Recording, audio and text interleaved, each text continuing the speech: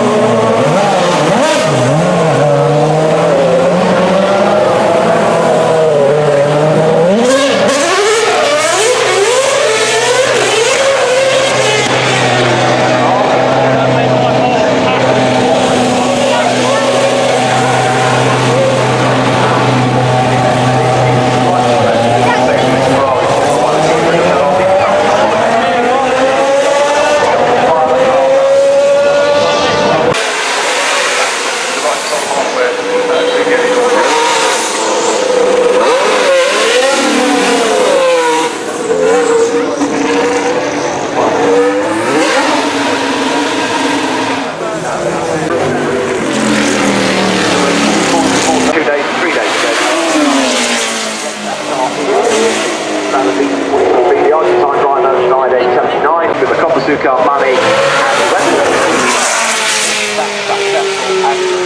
kind of led to the tied up with it as well. BRM kept on going through the early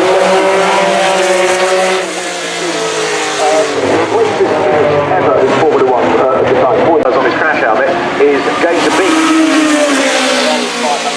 5A, with their parents from Italy to America.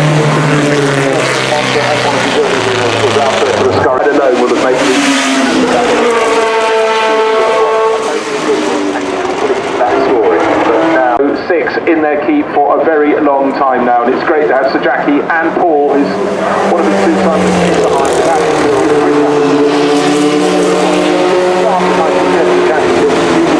They got it onto the track by the second half of the season. Both cars then, across two in the team, but Ian Simmons with the 012 on track at Silverstone next week in the double. That'll be a double header. They've had two double headers at the car. You know the name of the driver. It is Simon Gibbs. Just so full of brio as he drives. Pretty hard indeed.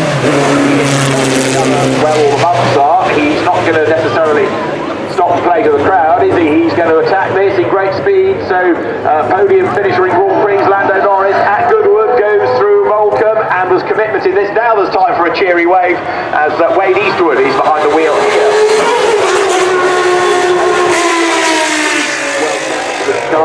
Wade started rather late in racing. He's raced in Formula 3 and sports prototype. He's come here, of course, to see top three already. And when I was told about who's driving the winners, someone said, oh, it's Tom Cruise's stunt driver. Arthur Chapman, Colin Chapman's grandson, here at the wheel of it, makes that very distinctive wide, of course, aircraft engine, effectively. 45 18 races, 18 poles, and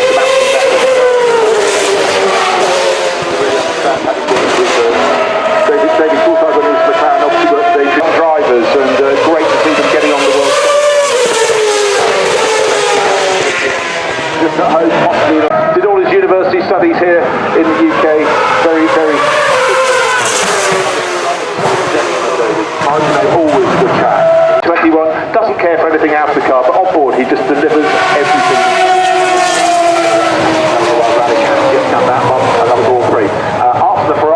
Of course, won the World Championship with Lewis Hamilton at the wheel, had 50 wins and 21 Grand Prix. That is what you say. Bad. And although we're Ferrari dating back to 1962, and again, absolutely immaculate, that this sort of car from the Écurie Francorchamps team, the Belgian squad, as they come up another into the narrow bit. Complete precision. Years ago, and Dan suffered really bad injuries, been right out there. Colin Seeley, sadly, we lost him earlier this year.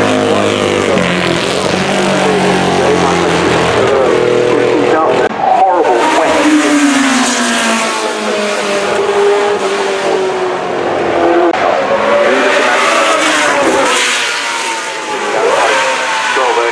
Daytona, but back then Ferrari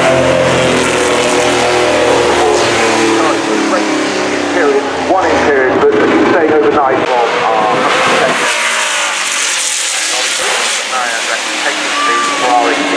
end of the hill. Red One's squadron leader Tom Bowles. Tom is a former Typhoon. You'll hear his very metronomic cadence as he calls the commands for the turns and the formation changes. Diamond go towards Red One as Red 8 rolls back into position. The aircraft forming the trademark Diamond formation. Outside, Red One has called for the smoke on as we come through in Diamond.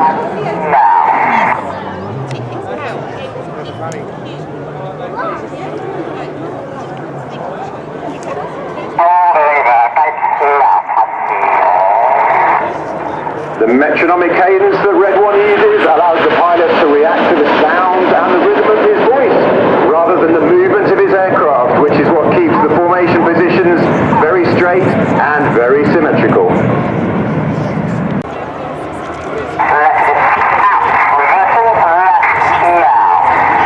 Red One keeping the formation low under the cloud today, as Swan reverses to the left, about to come in from our left-hand side.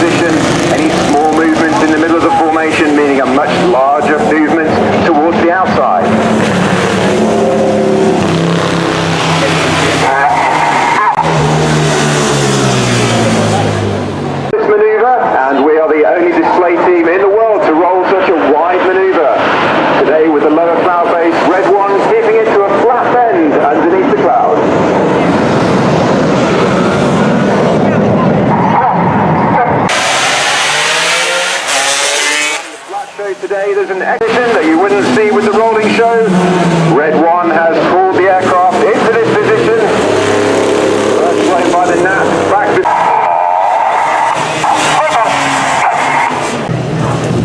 On the right-hand wing of Fred on the Hawk, and he joined the Red Arrows from the front line, flying the Typhoon.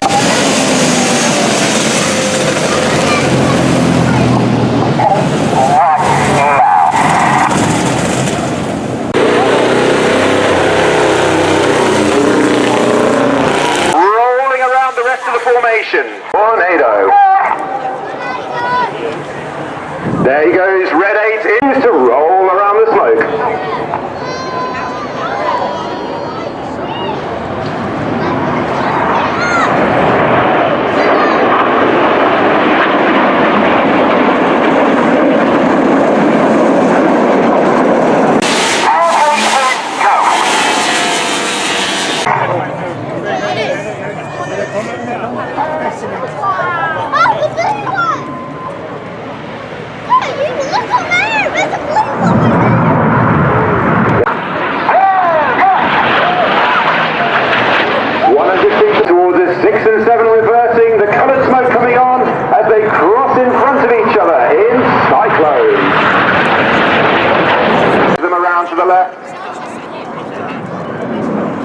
Meanwhile, Red 6 and 7 are positioning for their next maneuver.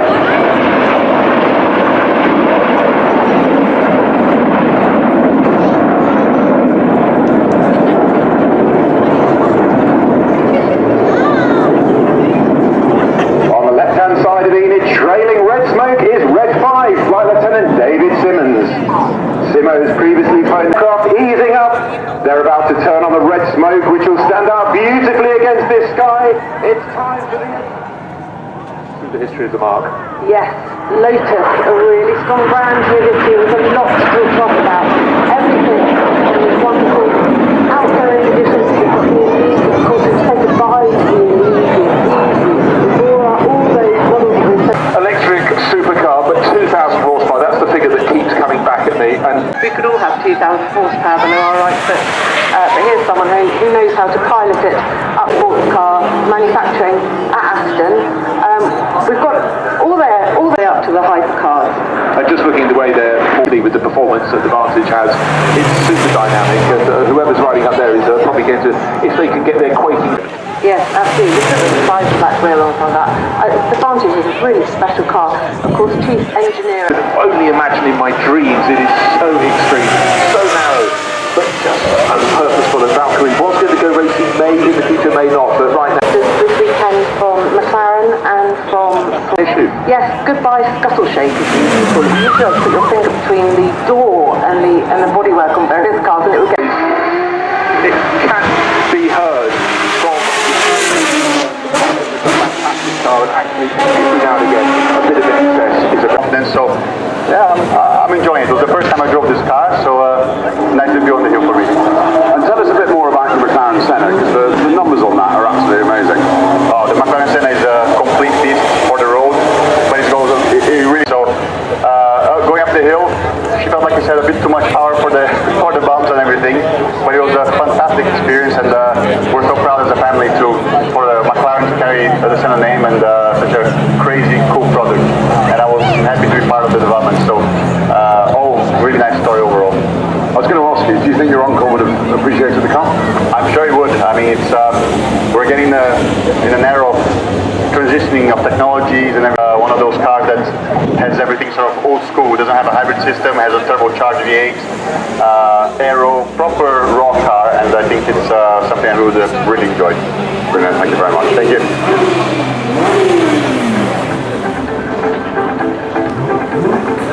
So let's take a look at the supercar run, the highlights of that. Kicked off by the Lotuses, started with the Alans and then moved on to the crazy Lotus Evija, 2,000 horsepower, and the Emira, the last combustion engine Lotus. The order book is filling fast. Aston Martin, hugely entertaining run of cars, including the Valkyrie and the V12 Speedster, with more than a nod to the car that won the 1959 Le Mans 24 Hours for Aston Martin. In 2021, the way the manufacturers are going, they're making cars tailor-made for another nod back to former days. Think of the Lancia 037, and there was the Chimera Evo,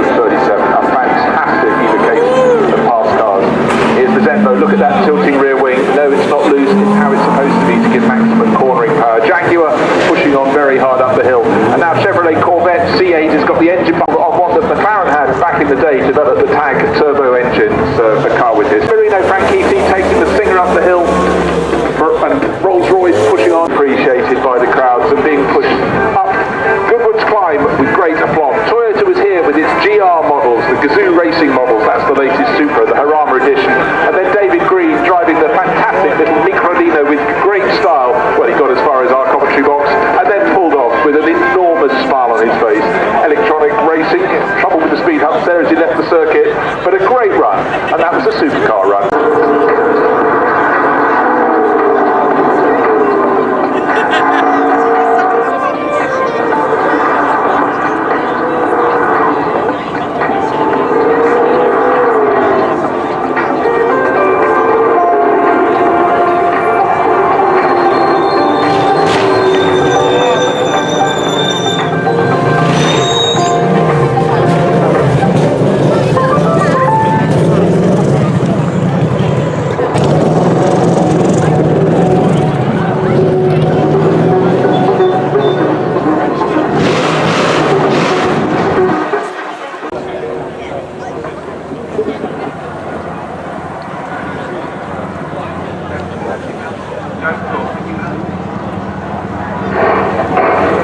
Now there you can see the manufacturer batch and the supercars and the first class and the road bikes making their way back down the hill, and amongst that of course has been Lotus, and we've been celebrating much of Lotus over this Goodwood Festival of Speed presented by Mastercard, and another Lotus at the moment. We've had one a day which is going to take place in Goodwood, and it doesn't really matter because, and I tell you, the clamour for people to get on and have a look, and to me it's just so exciting what's going ahead, but really it keeps the history alive, and I love the long line. Some companies fall to a period of being slightly dormant and they come back, and I really think Lotus, I'm excited to know what they're going to do with racing.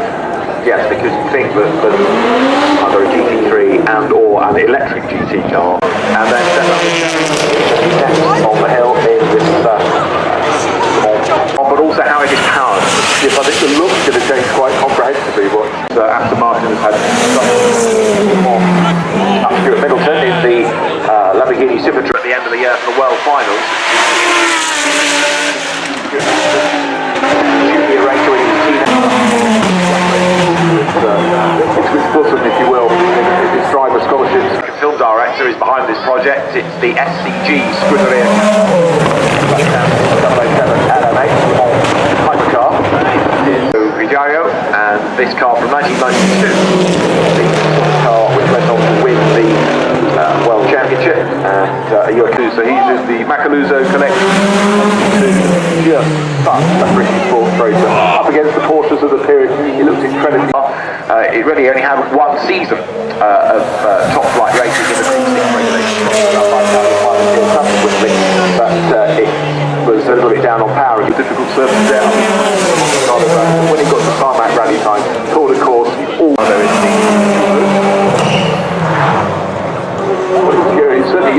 Ian Callum has got 400 a chassis that can cope with even the roughest.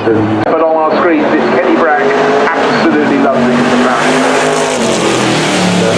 The F1 car, not made for races. Of course, part of the Williams team these days. She is riding W08. Realising Formula 1 car, she wants a contemporary Formula 1 car on course. New electric off-road Extreme terrain in Extreme E to circuit racing, totally looked at by a lot of the top supercar manufacturers, and certainly this is their only example. He's got to buy the quirky car that came out to try and counter that. No, entirely, I mean that's very much the way he thinks, but that's the great appeal, and that's why he's always so popular. He brings the underdog or something too extreme for purpose, and that's what we like. You can't have too much in some of the time. Red Bull Ferrari that the touring car category in Germany. Now it's gone to GT3, which is an interesting decision, bearing in mind there's already a German GT championship. It's sort of GT3 plus really, but at the moment it's working because lots of manufacturers and team backers have been enticed by the DTM Moskau Berger, but it's going to be interesting to see how that category delivers the next season. So Bruce, there's the queue of cars heading back down the hill. Busy time for the crews. They come back down, and the next batch of cars are being prepared to race and rally down the hill.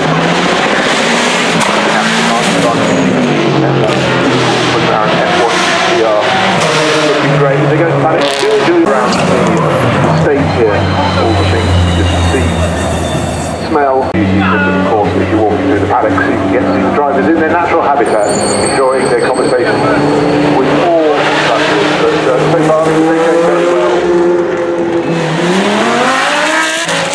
Back to Always Carl's top cruise, the star who is here, and let's start the World Sport, but star name is having a great day here at Goodwood. That's George, isn't it? Yeah, I think we should got to run up here today after all the drama. Terry, some of you at home know. Grandstand as well. This car going.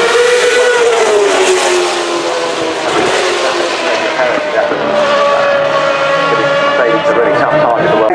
400 degrees in less than a second for what is an aggressive manoeuvre.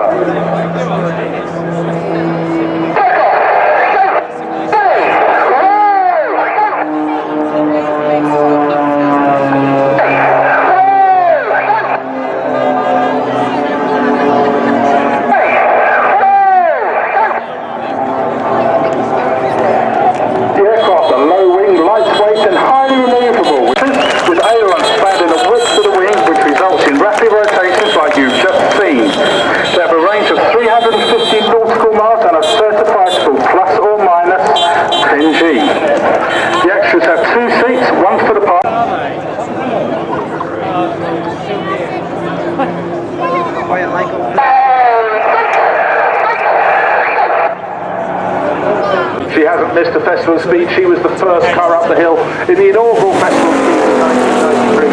Lucky cars from the family stable. Like to watch. He's really pushing that very well. Of course, Alexander also out in that towards the line. The time to 7.91.